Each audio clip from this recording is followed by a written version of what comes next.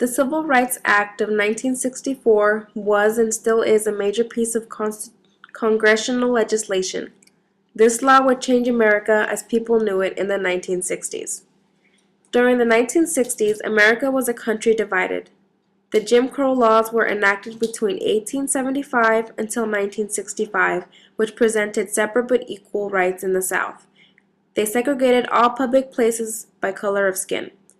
This law was followed after the Black Codes, which restricted civil rights and civil liberties of African Americans. During the 1960s, people of color were ready for change in America. People of color wanted the civil rights and civil liberties in the United States. President John F. Kennedy would introduce a civil rights bill to Congress in 1963. Unfortunately, Kennedy was assassinated and President Johnson continued with the law and signed it in 1964. The Civil Rights Act of 1964 outlawed discrimination on the basis of race, color, sex, religion, and national origin in public accommodations and also in the workplace. It allowed citizens to press lawsuits against any people or places that violated their constitutional rights. In an effort to end the passing of the bill, opposing people added the banning of discrimination on the grounds of sex. Representative Martha Griffins of Michigan strongly supported keeping sex in the bill to have women protected under the law. It was passed and women also gained an advantage in the Civil Rights Act. The Civil Rights Act of 1964 not only helped African Americans, but also women and other non-white minority groups. The Civil Rights Act of 1964 gave the meaning of freedom and equality for all Americans. This law protected human and constitutional rights. The Jim Crow laws were banished and people of color and women had legal protection under the law. Segregated America was finally outlawed. And hope to all our people and to bring peace to our land. There's warm applause from members of both parties as the president sets to work. It is work. He uses nearly... The Voting Rights Act of 1965 is considered to be the most effective civil rights enacted by Congress.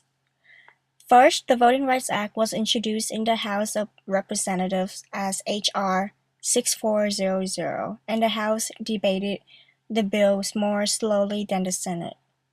The Voting Rights Act bans racial discrimination in voting practices by the federal government as well as by state and local governments against voting practices and procedures, including redistricting plans at large election system, poll worker hiring, and voter registration procedures.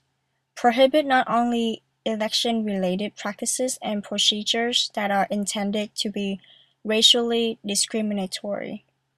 African Americans were greatly affected by the Voting Rights Act of 1965. By the end of 1966, only 4 out of the traditional 13 southern states had less than 50% of African Americans registered to vote. By 1968, even hardline Mississippi and 59% of African Americans registered. In the longer term, far more African Americans were elected into public office. The Voting Rights Act of 1965 was one of the important documents in history. Before the bill was passed, it had faced complexity.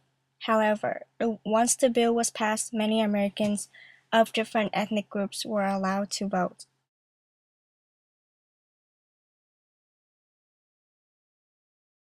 The Rights Act of 1964 is proposed by President Kennedy in 1963.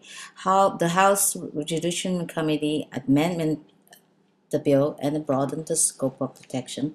The bill came before Senate in February 1964.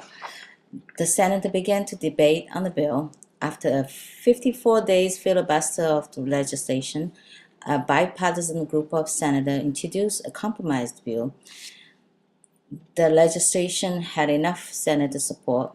Ultimately, it was passed on July 17, 1964.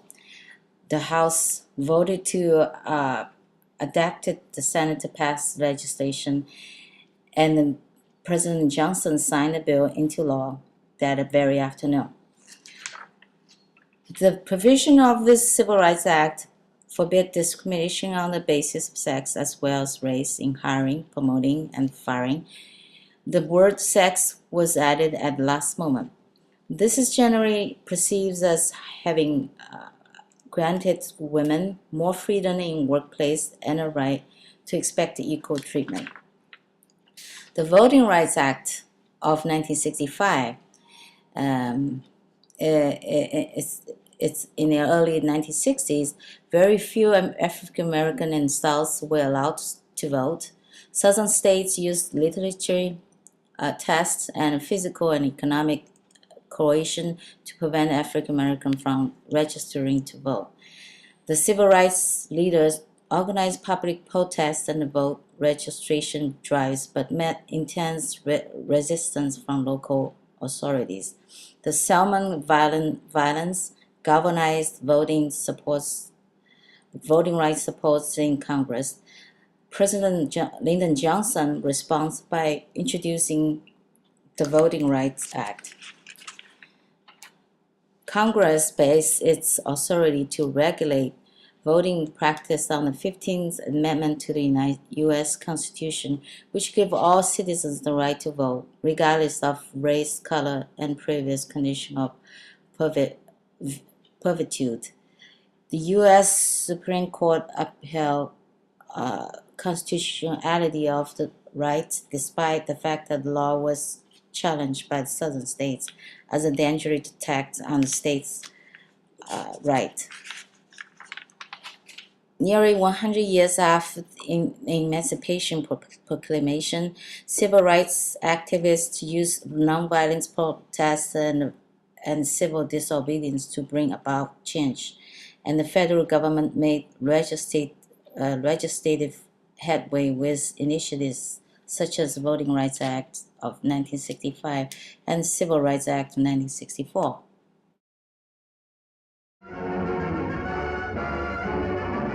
It's the day of decision on Capitol Hill as the U.S. Senate clears the way for the Civil Rights Bill by voting to limit debate on the measure.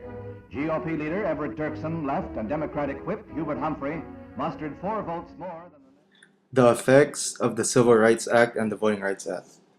To begin, the Voting Rights Act gave African Americans a renewed sense of pride and freedom.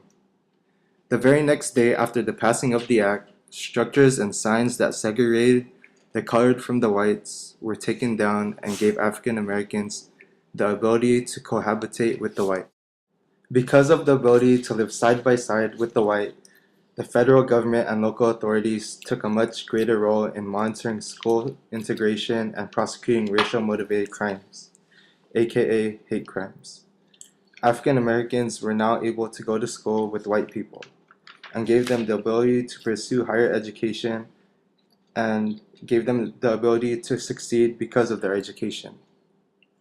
Afterwards, American people had more freedom. African Americans still earned less money and worked at lower skilled jobs, and many still attended schools that were poor and predominantly black.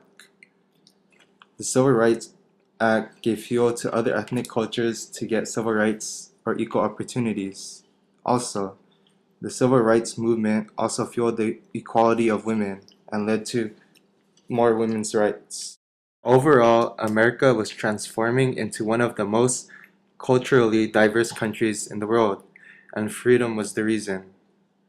In the end, the civil rights movement led to civil rights for African Americans and other ethnic groups and protected them from segregation and racial motivated crimes. And lastly, African Americans were now able to vote alongside the whites without any obstacles.